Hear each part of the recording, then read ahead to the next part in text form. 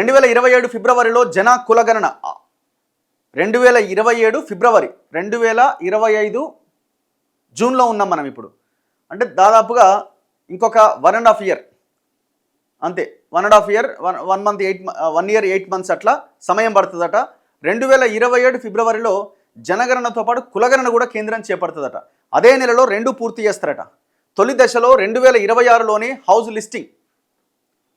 So first phase 2026లోనే ఎన్ని హౌజులు ఉన్నాయి అన్నది లిస్టింగ్ స్టార్ట్ అవుతుందట. రెండో దశలో జనాభా లెక్కల సేకరణట. మంచు ప్రభావిత ప్రాంతాల్లో అంతకు ముందే స్టార్ట్ అవుతుందట. ఈ నెల 16వ తేదీన గెజిట్ నోటిఫికేషన్, కేంద్ర హోంశాఖ ప్రకటన, 13,000 కోట్ల వ్యయ అంచనా.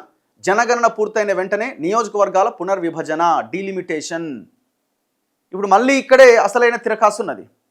ఈ జనగణన ప్రకారంగా కులగణన చేస్తే, జనగణన ప్రకారంగా డీలిమిటేషన్, నియోజకవర్గాల పునర్విభజన చేస్తే ఉత్తరాదికి ఎక్కువ సీట్లు వస్తాయి, దక్షిణాది నష్టపోయే అవకాశం ఉందన్నది పెద్ద గొడవ.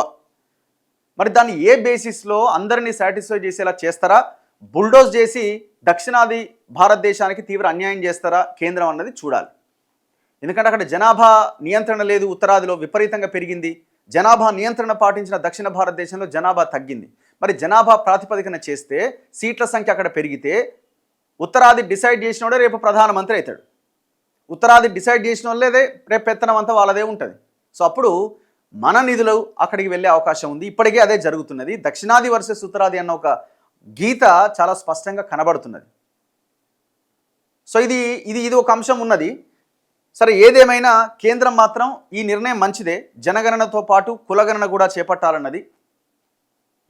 ఇది రాహుల్ గాంధీ ప్రధానంగా దీన్ని ప్రస్తావించడము వల్ల మోదీ కొంత నిర్ణయం తీసుకున్నాడా అంటే 100% రాహుల్ గాంధీయా ఇంకో రాజకీయ నాయకుడు పక్కన పెడితే బీసీలు ప్రధానంగా ఈ అంశాన్ని ఫోకస్ చేయడంతో దేశవ్యాప్తంగా ఉన్న బలహీన వర్గాల ప్రజలు మా జనాభా ఎంత ఉందో మాకు అంత వాటా దక్కాలి అన్న నినాదం బలపరచడంతో కేంద్రానికి నిర్ణయం తీసుకోక తప్పని పరిస్థితి ఏర్పడ్డది.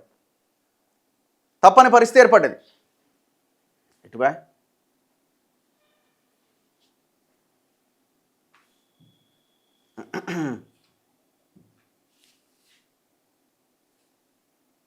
సో అందుకే వాళ్ళు జనగణనతో పాటు, అంటే జనాభాను లెక్కించడంతో పాటు కులగణన కూడా చేస్తామని చెప్పారు.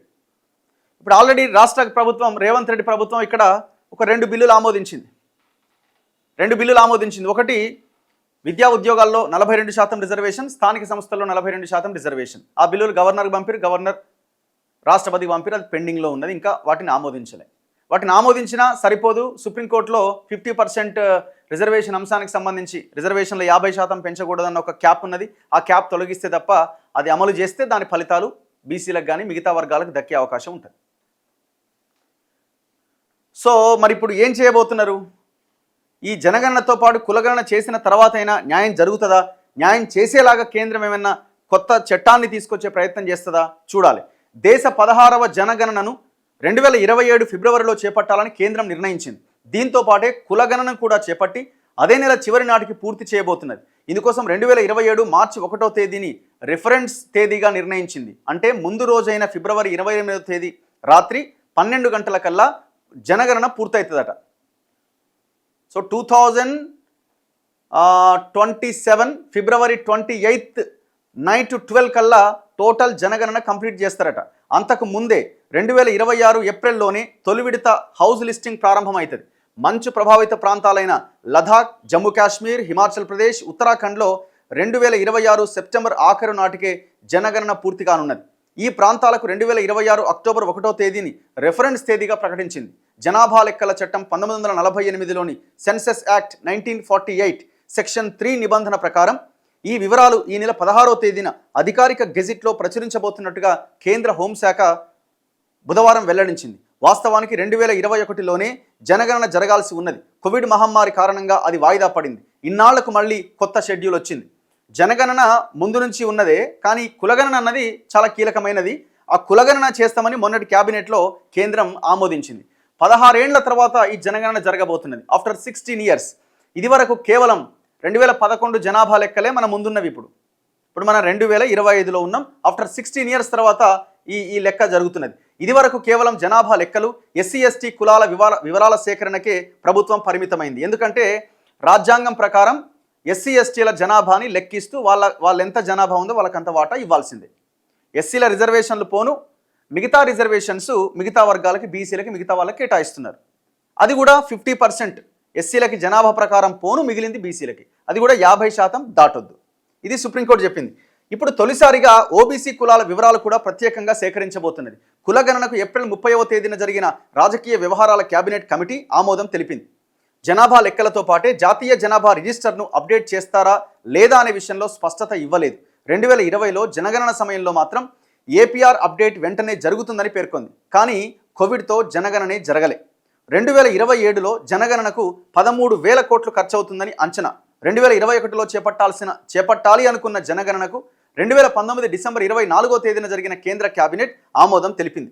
జనగణనకు 8,754 కోట్లు, ఎన్పిఆర్ అప్డేట్కు 3,941 కోట్లు ఇచ్చేందుకు అంగీకరించింది.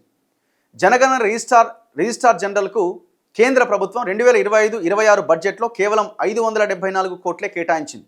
అయితే జనాభా లెక్కల సేకరణకు నిధుల కేటాయింపు పెద్ద సమస్య కాదని అధికారులు అంటున్నారు. ఎందుకంటే ఇది కేంద్రం పరిధిలోని అంశం కాబట్టి కేంద్రానికి పెద్ద సమస్య కాదు.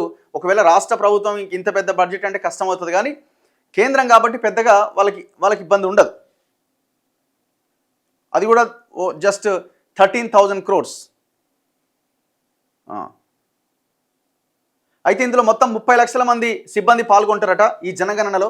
2011 జనాభా లెక్కల ప్రకారం ఈ దేశ జనాభా 121 కోట్లు ఉండే. ఇందులో 62.3% మంది పురుషులున్నారు. 62.3 కోట్ల మంది పురుషులున్నారు. అంటే టోటల్ జనాభాలో 51.54%. 58.6 కోట్ల మంది మహిళలు ఉండే. ఎప్పుడు 2011 జనాభా లెక్కల ప్రకారం వాళ్ళ పర్సంటేజ్ వచ్చి మహిళలది 48.46%. ఇక దాని తర్వాత కులగణన విషయానికి వస్తే బ్రిటిష్ హయాంలో 1881 నుంచి 1931 వరకు కులగణన జరిగింది. ఆ తర్వాత 2011లో యూపీఏ హయాంలో సామాజిక ఆర్థిక కులగణన జరిగింది. అయితే ఆ వివరాలు ప్రభుత్వం బయట పెట్టలేదు, వాళ్ళ దగ్గరనే పెట్టుకున్నారు దీంతో. ఎందుకంటే ఆనాడు వాళ్ళు కూడా చేసింది ఏం లేదు. తెలంగాణ, బీహార్లు సొంతంగా కులగణన ఇప్పటికే నిర్వహించాయి. అయితే కేంద్రం ఈ రాష్ట్రాల్లో కూడా మళ్ళీ నిర్వహించబోతున్నది. చివరి జనగణనను 2011లో 2 దశల్లో కేంద్ర ప్రభుత్వం నిర్వహించింది. విషయం ఏంటంటే మరి ఇప్పుడు కులగణన మనం ఆల్రెడీ చేస్తున్నాం, బీహార్ ఆల్రెడీ చేసింది, కేంద్రం మళ్ళీ చేయబోతున్నది. మరి దేన్ని పరిగణలోకి తీసుకుంటారంటే ఈ క్యాస్ట్ సెన్సెస్ అన్న అంశము, జనగణన అన్న అంశము టోటల్గా కేంద్రం పరిధిలో ఉన్న అంశం. సో కాబట్టి కేంద్రం రాష్ట్ర ప్రభుత్వ డేటాని పరిగణలోకి తీసుకుంటుందా తీసుకోదా అంటే తీసుకోవాల్సిన అవసరం కూడా ఉండదు వాళ్ళకి బేసిక్గా. సో వాళ్ళు ఎట్లాగో చేస్తారు కాబట్టి దాన్ని పరిగణలోకి తీసుకునే అవకాశం ఉన్నది. మరి దీన్ని ఏమైనా రిఫరెన్స్ కింద వాడుకుంటారా లేదా అన్నది చూడాలి. ఇగో ఏమేం క్వశ్చన్స్ అడుగుతారు ఇది కూడా ఉన్నది. తొలి దశలో అడిగే ప్రశ్నలట. ఇంటి నెంబర్ అడుగుతారట, ఇంటి ఫ్లోరు, గోడలు, పైకప్పు నిర్మాణంలో ఏ మెటీరియల్ ఉపయోగించారు, ఇంటి పరిస్థితి ఎట్లా ఉంది అంటే మీ ఆర్థిక పరిస్థితి గురించిన ఆరా అనమాట.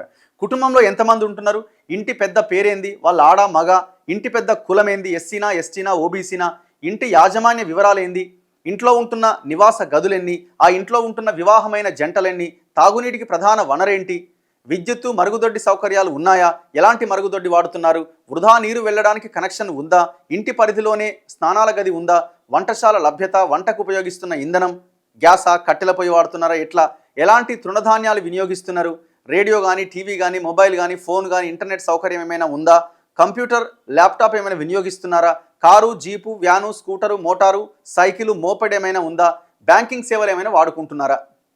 ఇట్లాంటి డేటాను మొత్తం కలెక్ట్ చేస్తుంది. ఇక రెండో దశలో అదేమో ఫస్ట్ ఫేజు. రెండో దశలో వ్యక్తి పేరేంది, ఇంటి యజమానితో సంబంధం, మీరు మేల్ ఆర్ ఫీమేల్, పుట్టిన తేదీ, వయస్సు, జన్మస్థలం, వివాహ స్థితి, మ్యారీడా అన్మ్యారీడా, ఏ వయసులో వివాహం చేసుకున్నారు, ఎంతమంది పిల్లలు ఉన్నారు, మతం అడుగుతారు, ఎస్సీ ఎస్టీ ఓబీసీ, సో మీరు ఏదన్నా దాంతో ఇబ్బంది పడుతున్నారా, వైకల్యం ఉన్నదా, మాతృభాష ఏంటి, ఇతర భాషల పట్ల అవగాహన ఉందా, అక్షరాస్యత, విద్యార్హతలు, చేస్తున్న పని, గత ఏడాది కాలంలో చేసిన పని, ఆర్థిక కార్యకలాపాలు ఏంటి, ఏ పరిశ్రమలో పనిచేస్తున్నారు, వ్యాపారం చేస్తున్నారా లేకపోతే ఉద్యోగమా, చివరగా నివసించిన ప్రాంతం ఏది, ఎందుకు ఒకవేళ వలస వస్తే ఎందుకు వలస వచ్చారు, ప్రస్తుతం ఉంటున్న ప్రాంతంలో ఎంతకాలం నుంచి ఉన్నారు. సో ఇట్లాంటి క్వశ్చన్స్ అన్ని 2 phases అడుగుతారనమాట. సో అల్టిమేట్గా పొలిటికల్ యాంగిల్లో మనం దీన్ని చూడాలంటే నియోజకవర్గాల పునర్విభజన. ఇప్పుడు మనకున్న 119 నియోజకవర్గాల సంఖ్య పెరగబోతున్నది, పార్లమెంట్ నియోజకవర్గాల సంఖ్య పెరగబోతున్నది, రాజ్యాంగపరమైన ఇబ్బందులు తలెత్తకుండా దేశవ్యాప్తంగా అసెంబ్లీ లోక్సభ నియోజకవర్గాల పునర్విభజన కోసమే కేంద్రం జనగణనను 2027లో నిర్వహించాలని నిర్ణయించినట్లు రాజకీయ విశ్లేషకులు అంచనా వేస్తున్నారు. 2026 తర్వాత జనాభా లెక్కలు సేకరించి ప్రచురించిన తర్వాతే సీట్ల సర్దుబాటు చేయాలని రాజ్యాంగంలోని ఆర్టికల్ 82, ఆర్టికల్ 170 చెబుతున్నందున ఈ దిశగా అడుగులేస్తున్నట్టు చెబుతున్నారు. ఈసారి జనాభా లెక్కల సేకరణంతా ట్యాబ్ల ద్వారా డిజిటల్ రూపంలోనే పూర్తి చేయాలని నిర్ణయించినందున తుది లెక్కల ప్రచురణ వేగంగా పూర్తయ్యే అవకాశం ఉంది. ఉమ్మడి ఏపీ విభజన చట్టంలోని సెక్షన్ 26లో ఏపీ అసెంబ్లీ స్థానాలకు గాను 175 నుంచి 225కు పెంచే అవకాశం ఉంది. తెలంగాణ స్థానాలను 119 నుంచి 153కు పెంచాలని పేర్కొన్నారు. ఎప్పుడు స్టేట్ డివైడ్ అయినప్పుడు ఏదైతే ఏపీ విభజన చట్టం ఉందో ఆ చట్టంలో పేర్కొన్న సెక్షన్ 26లో పెట్టిన అంశం ఏంటంటే ఆంధ్రప్రదేశ్లో ఉన్న 175 స్థానాలు 225కు పెంచాలి, 119గా ఉన్న తెలంగాణ అసెంబ్లీ స్థానాలను 153కు పెంచాలి. అయితే ఇది ఆర్టికల్ 170కి లోబడి ఉంటుందని స్పష్టం చేశారు. ఈ ఆర్టికల్లో 2026 తర్వాత జనాభా లెక్కల సేకరణ పూర్తయిన తర్వాతనే పునర్విభజన చేపట్టాలన్న నిబంధన ఉండడంతో కేంద్రం ఈ విషయంలో ముందుకు వెళ్లలేదు. దీనిపై దాఖలైన ప్రజా ప్రయోజన వ్యాజ్యంలో సుప్రీంకోర్టు ఇటీవలే విచారణ ముగించి తీర్పును రిజర్వ్ చేసింది. సో ఈ పరిస్థితుల్లో ఏది ఏమైనా ఈ నియోజకవర్గాల పునర్విభజన జరుగుతుంది. ఇప్పుడు ఇక్కడ పాయింట్ ఏంటంటే మనం ఇంతకుముందు చెప్పినట్టు ఎంపీ సీట్ల విషయానికి వస్తే మరి అక్కడ నార్త్ సౌత్ బ్యాలెన్స్ చేస్తారా, ఏ రకంగా చేస్తారు? జనాభా ప్రాతిపదికనే గనక చేస్తే నార్త్లో సీట్ల సంఖ్య పెరిగే అవకాశం ఉంది, సౌత్లో తగ్గే అవకాశం ఉంది. ముఖ్యంగా మన తెలంగాణకి ఎంపీ సీట్లు పెద్దగా 1-2 మినహా వచ్చే అవకాశం లేదు. కేరళ లాంటి రాష్ట్రాల్లో తగ్గుతుందని అంటున్నారు. మహారాష్ట్ర ఇంకా ఒడిశా ఇట్లాంటి రాష్ట్రాల్లో చాలా పెద్ద ఎత్తున పెరిగే అవకాశం ఉంది అంటున్నారు. సో ఇది మరింత గొడవకు దారి తీసే అవకాశం కూడా ఉండొచ్చు. ఏదేమైనా జనగణనతో పాటు కులగణన చేయాలి అన్న ఒక అంశాన్ని మాత్రం మనం స్వాగతించాలి. చలో.